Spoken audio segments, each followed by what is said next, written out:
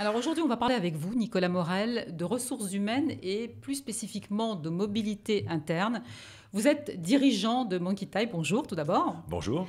Et vous avez donc créé une solution qui permet de prendre en compte les compétences et la personnalité des différents collaborateurs et candidats et qui permettent de faire ce qu'on appelle du matching affinitaire. Expliquez-nous. Alors effectivement, donc notre solution Monkey Type s'adresse à la fois à la mobilité interne Oui. et au recrutement. Donc pour des grandes organisations, que ce soit des grands recruteurs comme des grands cabinets de recrutement ou des organisations publiques ou privées qui souhaitent fluidifier et améliorer leur processus de mobilité interne.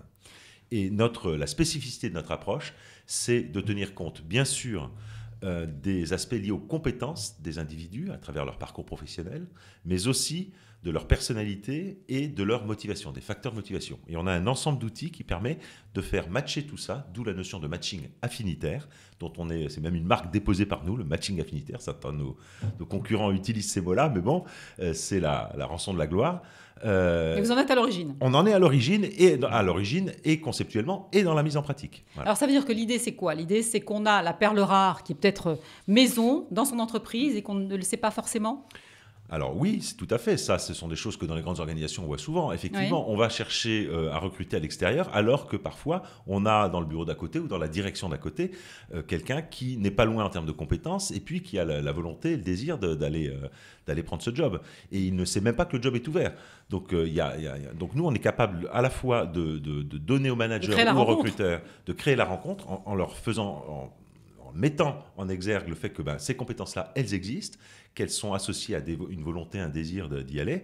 Et puis, on est en mesure aussi de donner cette information aux candidats internes. Alors les principaux utilisateurs, ce sont les DRH, non? Ce sont les collaborateurs, les Oui. managers et les RRH. Les responsables Alors, RH. est-ce que le fait que, effectivement, entre guillemets, ces DRH sont de plus en plus jeunes, on le constate quand même de plus en plus dans les entreprises, dans les grands comptes, ce sont souvent ce qu'on appelle des digital natives, est-ce que ça aide dans l'utilisation de ces solutions-là? Vous trouvez quand même un accueil qui est plus favorable? Vous avez raison. L'arrivée des digital natives dans les directions des ressources humaines a permis la prise en compte de ces outils. C'est exact.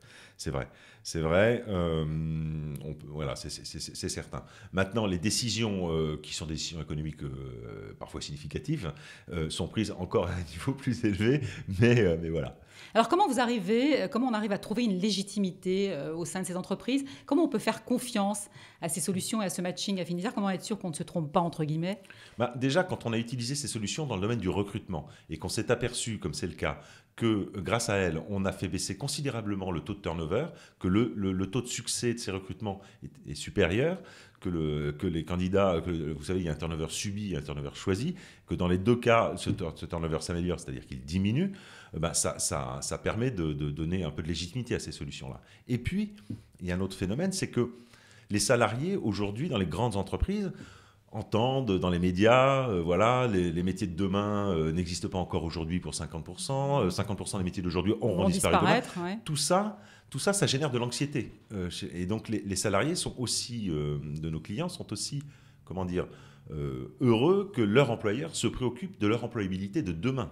Car c'est cela aussi que permet notre solution, une mobilité à court terme, je réponds à une offre d'emploi interne, mais aussi une mobilité à moyen long terme, c'est qu'est-ce que je vais pouvoir faire demain compte tenu de l'ensemble de mes compétences. Et ça sert autant aux recruteurs qu'aux salariés, qu'aux candidats en Ça clair, sert aux candidats, aux recruteurs et aux managers et aux ressources humaines. Et en matière de recrutement notamment, vous parliez tout à l'heure d'organisation publique, ça veut dire que par exemple Pôle emploi peut utiliser Alors ce Pôle type emploi est un de solution? nos partenaires de très longue date. Ouais. En fait, on a beaucoup travaillé avec Pôle emploi. Il se digitalise? Il se digitalise, voilà. Parfois, on a une image un peu vieillotte de Pôle emploi. Ouais. Quand on les connaît un peu, on se rend compte que pas du tout.